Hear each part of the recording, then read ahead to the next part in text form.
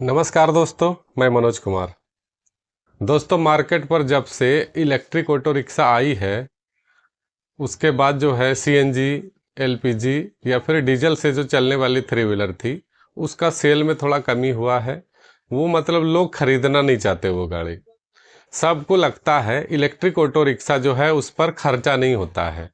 मतलब electric auto rickshaw खरीद लेंगे तो आपका एक भी रुपया का खर्चा नहीं होगा। टोटल आप जो कमाएंगे आपके घर आएगा। ऐसा यदि आप सोच रहे हैं ना भाई, तो आपका सोच गलत है। दोस्तों, इलेक्ट्रिक ऑटो रिक्शा पर वारंटी कंपनी देती है 1,20,000 किलोमीटर की, या कोई कंपनी 1.5 लाख किलोमीटर की देती है। तो एक ना एक समय के बाद तो वो ख़त्म ही होगी ना। 1,20,000 किलोमीटर यदि गाड़ी आप रेगुलर चलाते हैं, रोज़ चलाते हैं ना, तो 2 से 2.5 साल में ख़त्म हो जाएगी। 5 साल जो कहते हैं कंपनी वाले, 5 साल वारंटी देंगे। साल पे आप मत जाइए, आप किलोमीटर पे फोकस करिए।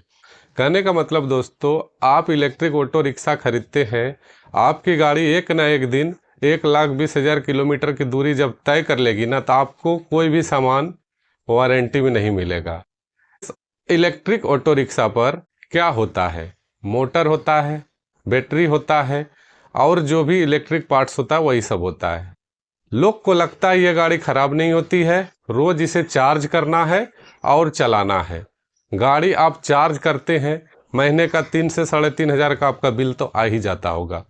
जो मतलब मीटर से चार्ज करते हैं, जो आपका बिजली का यूनिट लगता है, उसके हिसाब से 3 से 4 हज़ार का बिल तो नॉर्मल बात है, आपका गाड़ी चार्ज करने में लगता होगा।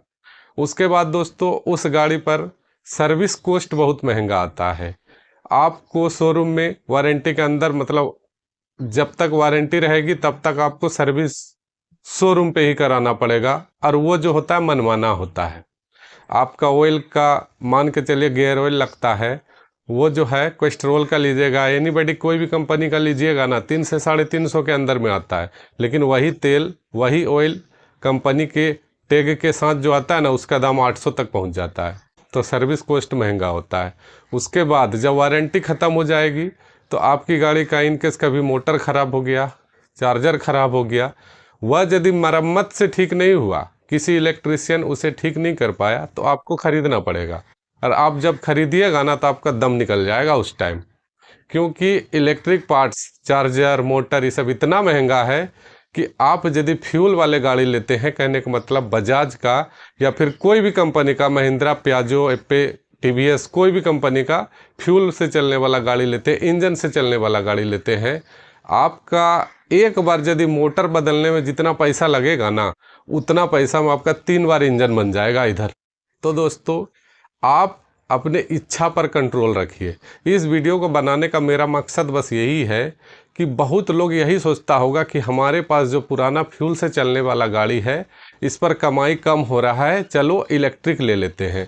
ज़माना इलेक्ट्रिक की तरफ जा रहा है, आपको लेना भी चाहिए, लेकिन उस पर खर्चे अभी नहीं आ रहे हैं।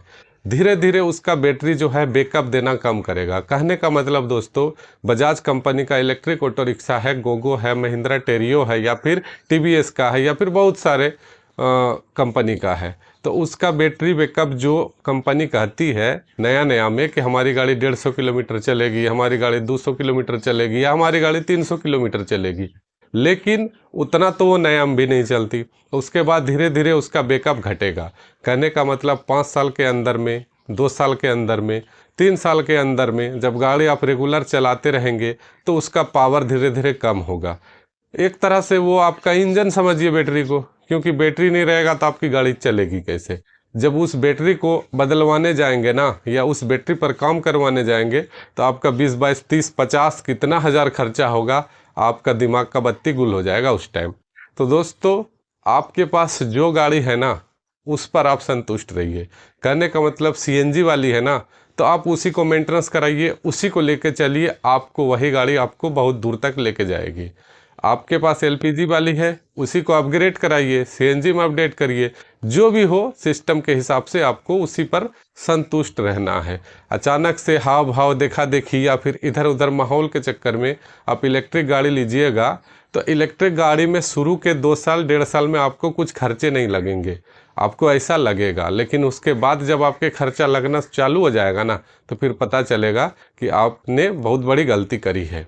तो आप देखिए, गाड़ी को अच्छा से चलाएंगे। यहाँ बात ये भी है कि गाड़ी आपके चलाने के तौर तरीका से बढ़िया चलता है, आपके घर में वोल्टेज बढ़िया है, आपका घर का सब चीज़ बढ़िया है, आप चार्ज उसे अच्छा से करते हैं, चलाते भी बढ़िया से, तो आपकी गाड़ी अच्छा दिन चलेगी।